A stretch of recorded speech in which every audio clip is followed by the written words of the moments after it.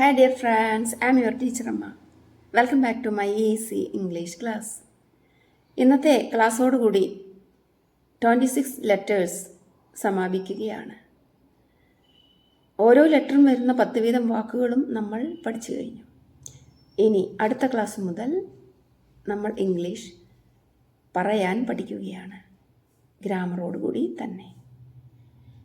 അപ്പോൾ നേരെ ഇന്നത്തെ ക്ലാസ്സിലേക്ക് പോകാം. വൈ എന്ന ലെറ്റർ വരുന്ന ആദ്യത്തെ വാക്കാണ് YOLK, യോക്ക്. യോക്ക് എന്ന് വെച്ചാൽ മുട്ടയുടെ മഞ്ഞക്കരു. വൈ എന്ന ലെറ്ററിന്റെ ഫോണിക് സൗണ്ട് യ എന്നാണ്. നെക്സ്റ്റ് വേർഡ്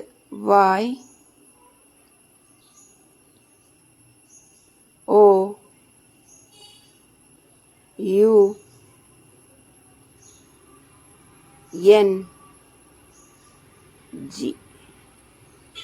യങ് എന്ന് വെച്ചാൽ ചെറുപ്പം, ചെറുപ്പമായിരിക്കുക.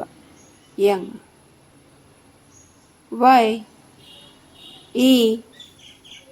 YES എന്ന് വെച്ചാൽ ശരി.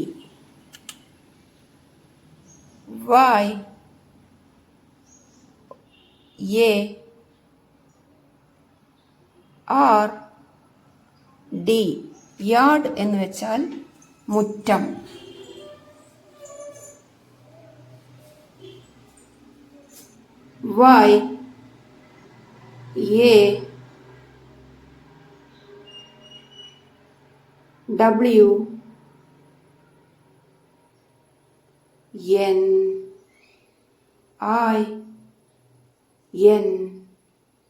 YAWNING, യാണിങ് എന്ന് വെച്ചാൽ കോട്ടുവായിടുക.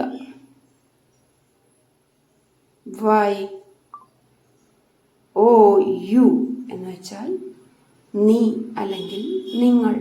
ഇനി ഇതിൻ്റെ എല്ലാം കഴ്സീവ് റൈറ്റിംഗ് എഴുതുമ്പോൾ വൈ എന്ന ലെറ്റർ 4 വരയുടെയും താഴെ വരെ എത്തണം. ശ്രദ്ധിച്ചുവല്ലോ? ഇങ്ങനെ വേണം എഴുതാൻ.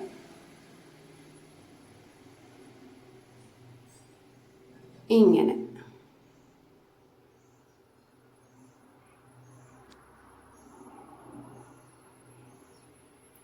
ഇപ്പോൾ നിങ്ങൾ എല്ലാ ലെറ്ററും കഴ്സീവ് റൈറ്റിംഗ് സ്റ്റൈലിൽ എഴുതാൻ പഠിച്ചു കഴിഞ്ഞു.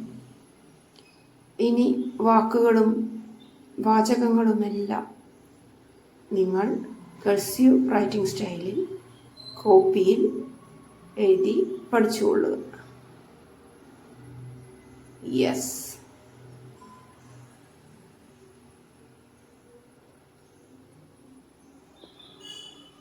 Yacht.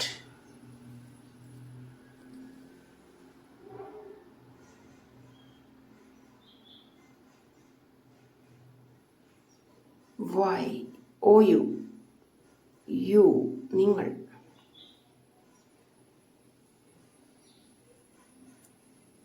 വൈ മാത്രം നല്ല പോലെ ശ്രദ്ധിച്ചാൽ മതി. ബാക്കി അക്ഷരങ്ങളൊക്കെ നല്ല പോലെ നിങ്ങൾ പഠിച്ചതാണ്. യാണിങ്.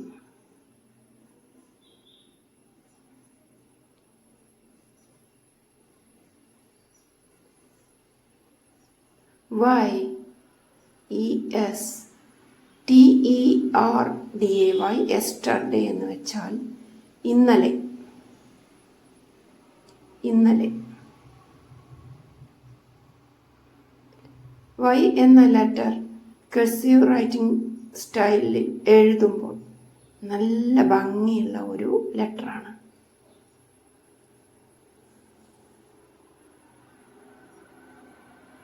നമ്മൾ അടുത്ത ക്ലാസ്സിൽ ഓരോ തീം വച്ചിട്ടാണ് വേർഡ്സും സെന്റൻസും ക്രിയേറ്റ് ചെയ്യുന്നത്, ഉണ്ടാക്കുന്നത്. അപ്പോൾ നിങ്ങളുടെ മനസ്സിലത് നല്ല പോലെ നിലനിൽക്കും. പഠിക്കാനും എളുപ്പമുണ്ട്. ഗ്രാമർ ചേർത്ത് വരുന്നത് കൊണ്ട് വളരെ എളുപ്പത്തിൽ ഭാഷ പ്രയോഗിക്കാനും സാധിക്കും, അതായത് പറയാനും സാധിക്കും. ഇയർ എന്ന് വെച്ചാൽ വർഷം. YEAR, ഇയർ എന്ന് വെച്ചാൽ വർഷം. Y,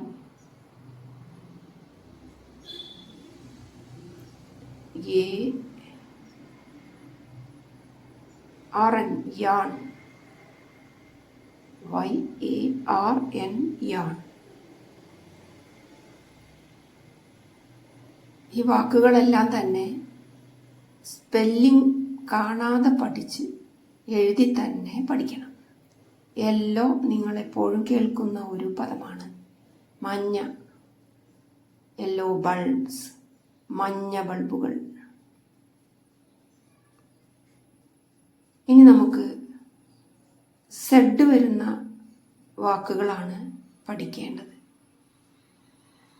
ഇംഗ്ലീഷ് ആൽഫബറ്റിലെ, ഇംഗ്ലീഷ് അക്ഷരമാലയിലെ അവസാനത്തെ ലെറ്ററാണ് സെഡ്. സീബ്ര എന്നാണ് നമ്മളിപ്പോൾ പഠിച്ചത്. ZEBRA, സീബ്ര, വരയൻ, കുതിര. അടുത്തത്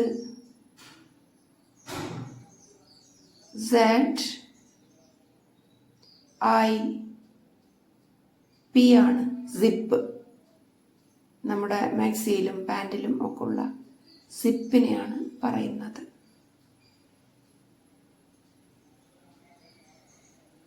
സെഡ് മുന്നിലും പിന്നിലും വരുന്ന വാക്കുകൾ ഉണ്ട്.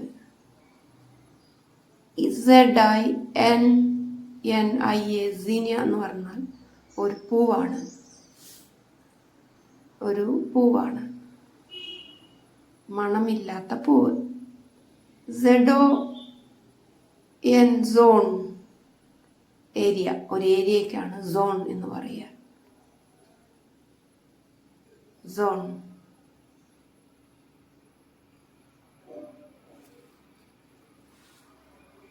Y വരുന്ന, Z വരുന്ന 10 വീതം വാക്കുകൾ നിങ്ങൾ പഠിച്ചു കഴിഞ്ഞാൽ 26 ലെറ്റേഴ്സും വരുന്ന കൂടുതൽ വാക്കുകൾ നിങ്ങൾ കണ്ടുപിടിച്ച് എഴുതി പഠിക്കുമല്ലോ. അപ്പം നെക്സ്റ്റ് ക്ലാസ്സിൽ സ്പോക്കൺ ഇംഗ്ലീഷുമായി വരുന്നതാണ്. ചാനൽ ഇഷ്ടപ്പെടുന്നുണ്ടെങ്കിൽ ലൈക്ക് ചെയ്യൂ, ഷെയർ ചെയ്യൂ, കമൻറ്റ് ചെയ്യൂ, സബ്സ്ക്രൈബും ചെയ്യൂ ചാനൽ. സിഗ്സാഗ് എന്ന് വെച്ചാൽ സിഗ്സാഗ് സ്റ്റൈലിൽ ഇങ്ങനെ വരയ്ക്കില്ലേ നമ്മൾ, സിഗ്സാഗ്. ക്യൂസ് എന്ന് വെച്ചാൽ പ്രശ്നോത്തരി, ക്യൂസ്.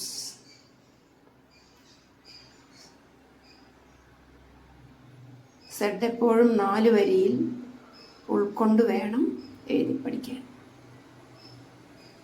സ്മാൾ സെഡ് 3 വരിയിലും ഒതുങ്ങുന്നു.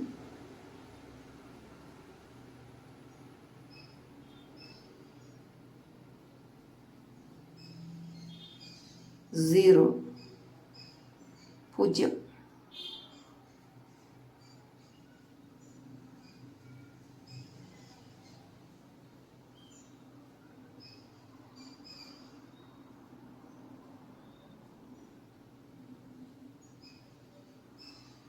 ഫോർലൈൻ കോപ്പിയിൽ എഴുതി പഠിക്കുമ്പോൾ കടലാസ് പെൻസിൽ ഉപയോഗിച്ച് എഴുതാൻ പ്രത്യേകം ശ്രദ്ധിക്കണം. സ്പീഡിൽ ഒട്ടും എഴുതരുത്, വളരെ പതുക്കെ വേണം എഴുതാൻ. ഓരോ വേർഡും 10 ടൈം എഴുതണം. അപ്പോഴാണത് ബൈഹാർട്ട് ആവുക, കാണാതെ മനസ്സിൽ നിൽക്കുക. ഈ കാര്യങ്ങളൊക്കെ കോപ്പി എഴുതുമ്പോൾ ശ്രദ്ധിക്കണം. അടുത്ത ക്ലാസ് മുതൽ നമുക്ക് കോപ്പി പുസ്തകം വേണ്ട, ഒരു നോട്ട്ബുക്കിൽ എഴുതിയാൽ മതിയാകും. കർസീവ് റൈറ്റിംഗ് സ്റ്റൈലും വേണ്ട, അത് നമ്മൾ പഠിച്ചു കഴിഞ്ഞു. ഇനി ഏത് വാക്ക് തന്നാലും നമ്മൾ കർസീവ് സ്റ്റൈലിൽ എഴുതും. നമുക്കത് സമയലാഭം നൽകുന്നു. ഏതൊരു പാരഗ്രാഫ് നമ്മൾ എഴുതുമ്പോഴും കൂട്ടി എഴുതുമ്പോൾ നമുക്ക് കുറച്ച് സമയം മതിയാകും. ഓരോ അക്ഷരമായി എഴുതാൻ നല്ല ബുദ്ധിമുട്ടാണ്. സിക്സാഗൊക്കെ എഴുതുമ്പോൾ ചെറിയ അക്ഷരമായ സെഡ്, സ്മാൾ ലെറ്റർ സെഡ് എങ്ങനെയാണ് എഴുതുന്നതെന്ന് പ്രത്യേകം ശ്രദ്ധിക്കുമല്ലോ.